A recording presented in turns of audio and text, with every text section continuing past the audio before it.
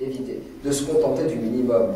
Il faut éviter ce qu'on appelle les échecs scolaires. Un échec scolaire, ça peut arriver, mais les échecs scolaires, il ne faut pas baisser les bras. Une jeune femme musulmane qui a des difficultés, il y a toujours des solutions. Hein, si d'autres s'en sortent, il n'y a pas de raison que, alors qu'il y ait de multiples échecs, ce n'est pas une fatalité. Il faut prendre en considération ce premier paramètre, la formation, l'étude, l'acquisition des sciences. C'est un devoir sharia al-islamiyya, en droit musulman. Enfin, sharia al-islamiyya, les préceptes de la religion, Rasoul, met en valeur et souligne ce point. Et avant le prophète Mohammed, Allah subhanahu wa ta'ala, Dieu, la première révélation, c'est Iqra. Et Iqra, c'est l'impératif, lis. Il n'y a pas plus éloquent. Lis au nom de ton Seigneur. Donc, ce verset coranique, le premier verset révélé, il y a 1001 interprétations, mais il faut en tirer cette interprétation-là. C'est une communauté d'acquisition des sciences et du savoir. Une communauté d'études. Il faut pas être des suiveurs. Être des suiveurs, c'est dans un autre registre. Mais être toujours à la merci d'autrui, et quand il s'agit de la femme, pendant des siècles, la femme, elle est toujours en islam, elle est persécutée, elle est toujours sous le sabot de l'homme, elle est toujours dans une cage, elle est toujours malmenée, elle est toujours à la traîne, elle est toujours dépendante c'est toujours le dernier maillon de la chaîne. Mais jamais aucun texte islamique n'a dit cela. Jamais aucun hadith du prophète Mohammed sallallahu alayhi wa sallam n'a recommandé cela, loin de là. À l'époque du prophète, même pendant les batailles, vous voyez, c'est la guerre, on ne voit pas les femmes de la guerre, mais même pendant les batailles, quand il y avait il y a toujours eu l'implication de la femme. Donc ça c'est quelque chose de fondamental. La femme ne peut pas revendiquer des choses, demander des choses, alors qu'elle ne fait rien pour avoir ces choses. Donc l'islam n'est pas une religion qui met des freins à la formation de la femme, et celui qui dit cela ou le pense, c'est qu'il n'a pas lu les textes fondateur de l'islam, absolument pas. Donc la femme ne doit pas être une femme musulmane ignorante. Et quand je dis ignorante, mes sœurs, je pèse bien mes mots. Ignorante de sa religion, d'abord en premier lieu. Également ignorante de sa société, c'est une obligation. La société dans laquelle vous évoluez. Comment voulez-vous revendiquer vos droits dans les démocraties dans lesquelles on vit, notamment la France, si on ignore le droit? Que ce soit un droit musulman, un droit non musulman, la règle est universelle. Nul n'est censé ignorer la loi. Il y a une loi, il y a des droits, tu les ignores, ben c'est pour ta pomme. Ah oui, c'est terminé. Donc, l'islam même, il te titille, il te pousse à quoi? Il te pousse à ne pas ignorer tes droits, à ne pas ignorer la loi, donc à ne pas ignorer la société, le fonctionnement de la société. Ça, depuis les civilisations grecques, égyptiennes, avant même l'avènement des civilisations de Byzance et la Perse et Sassanide, et ensuite l'islam, au 6e siècle, avant même cela, tout le monde, sur les philosophes grecs ou autres, on a toujours parlé de cela. Il faut être brassé dans la société.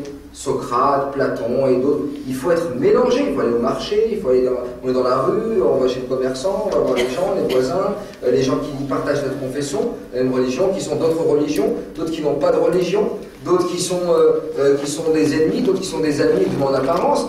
Et puis, il y a une multitude de toute cette hétérogénéité de la société, il faut la maîtriser. Voilà le clé. Donc il y a la formation, qui est acquisition des sciences et savoirs, qu'on appelle Ibn Khaldoun, le premier fondateur de la sociologie. Ibn Khaldoun, c'est un grand maghrébin, dirons-nous, qui a été le fondateur de la science qu'on appelle la sociologie. Ibn Khaldoun, dans les prolégomènes, Muqaddimat Ibn Khaldoun, il écrit, il dit il faut que l'individu maîtrise, il y a des outils qui sont indispensables. Il y a la logique, il y a la langue du pays dans lequel vous êtes. Si vous êtes des sœurs musulmanes, pour que votre œuvre soit efficace, votre action soit efficace, il faut que vous soyez parfaitement locutrice de la langue dans laquelle vous évoluez, c'est le français, en l'occurrence, au moins. Donc le français. Pour votre religion également, la langue arabe et d'autres langues, apprenez l'allemand, l'italien, tout ce que vous pouvez apprendre dans la langue européenne. Ce n'est qu'un plus, mais au moins la langue du pays dans lequel vous vivez. Ça, c'est pas de la langue de bois, ça, ce sont des obligations religieuses. En tant que musulman, il ne faut pas dire non, ça c'est pas, moi je suis. il y a les hommes, il y a les frères musulmans, ils sont là, ils travaillent et nous on suit. C'est pas ça. Ça, il faut boulotter de l'esprit. C'est ce qui fait justement la faiblesse. Parce que les attaques qui viennent de l'extérieur, en fait, elles ne viennent pas de l'extérieur, elles viennent de l'intérieur. C'est vous-même, si vous êtes en train de scier la branche sur laquelle vous êtes assise. Ouais, vous donnez les arguments contre vous. Alors que la femme qui est formée, ou qui est en formation, elle est illuminée par cette formation. La femme qui a sur sa piété, d'abord la foi, c'est la première, on a dit tout à l'heure le socle, ensuite qui a une formation, ensuite qui maîtrise son entourage, son environnement, ce qui lui permet d'avoir elle aussi, et c'est une obligation également, un travail de communication. C'est ça le da'wah, ce qu'on appelle da'wah comme des noms. Il faut faire un da'wah, prêche et prédication. Ad-da'wah ilallahi ta'ala, appeler à Dieu, c'est un devoir pour tout le monde. Ad-da'wah ilallahi ta'ala, tout le monde doit faire la da'wah. Tout le monde doit appeler autrui à l'islam, informer les autres et discuter. Mais ça, c'est ce qu'on appelle aujourd'hui, c'est la mode, hein, c'est la communication. Donc pourquoi ne pas user des moyens technologiques modernes qui sont ô combien nombreux pour justement diffuser et faire la da'wah avec la manière la plus subtile, avec la manière la plus adéquate avec l'ère dans laquelle nous sommes. Donc mes sœurs, vous voyez que ça se résume très vite. C'est-à-dire la foi, ce qui est la clé, comme la clé des piliers de l'islam, la aqidah al-iman, et ensuite il faut une formation. Et c'est ce à quoi je vous encourage, et je dis tout le temps à toutes les sœurs, je vous en conjure, au nom d'Allah subhanahu wa ta'ala et pour votre religion, il faut éviter. Moi, ce qui me révolte personnellement, c'est les femmes. Il faut que les femmes, elles se prennent en charge complètement. Il faut que ceux qui doivent défendre les femmes, même pas défendre, ceux qui doivent s'exprimer au nom des femmes, ce soient des femmes. Il faut que les organismes, les associations, il faut qu'il y ait les femmes. Le poids de la femme dans la société, il est fondamental. Je ne vous dis pas ceci, je dirais, parce qu'il n'y a que des femmes ici. Je ne sais pas de la démagogie. Je vous dis ceci parce que c'est la substance, la quintessence des textes de la religion. Le rôle de la femme, il est fondamental.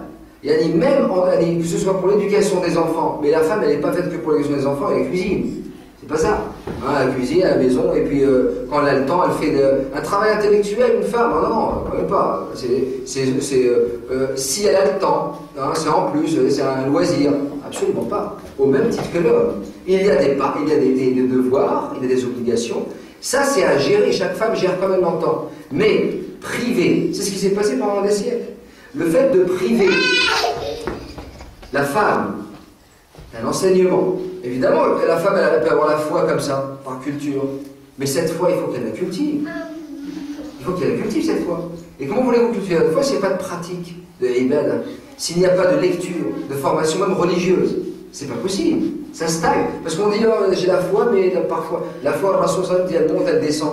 Elle dit, oh, ma soeur, moi, la foi des frères et des sœurs, elle stagne. Je ne sens pas, ça stagne. Il n'y a pas de stagnation dans la foi. Le Rasul n'a pas dit, ça monte, parfois ça stagne, parfois ça descend. Le Rasul dit, soit ça monte, soit ça descend. Elle dit, Iman yazid wa yanqus. C'est tout, il n'a pas dit, stagne. Donc, l'Iman, d'ailleurs, avec le temps qui avance, quand on dit on stagne, on recule, parce que le temps il avance. C'est la relativité logique, c'est la logique. Donc, soit on avance, soit on recule. Et les compagnons de Prophète ont dit, comment cela, comment est-ce possible? La foi, comment elle augmente, comment elle diminue? C'est quoi le secret? Alors, Rasul répond avec sa réponse toujours aussi magistrale et bien résumée. Il dit, c'est très simple. En faisant des bonnes actions, en faisant des bonnes actions, des bonnes œuvres, la foi, naturellement, il n'y a rien à faire. Elle augmente toute seule, la foi, l'iman. En commettant des péchés, marsiya, dhuno, des péchés, la foi diminue automatiquement et naturellement, ce qui est un peu plus logique. Donc vous voyez, le fait d'avoir une activité qui est une activité en apparence de formation classique, mais qui est basée sur la foi, donc vous pouvez mêler les deux. Je vois un outil, mais l'utile est agréable. Ça. Donc vous pouvez vous former, en même temps avoir une formation donc, académique, une formation universitaire, une formation, je dirais, pour quel que soit, soyez polyvalente. Soyez polyvalente, moi je ne fais que ça. Faites le maximum. Allah Ta'ala a créé les individus, vous êtes toutes aussi très différentes. Vous avez des points communs, vous avez surtout des différences. Et c'est une bénédiction d'Allah Rahma. Vous êtes différents. Il y en a qui sont plus doués pour telle chose, celles qui sont douées pour telle chose, elles doivent chercher à exceller. Ça, mes sœurs, c'est exactement ce qu'ont compris les femmes en Espagne musulmane.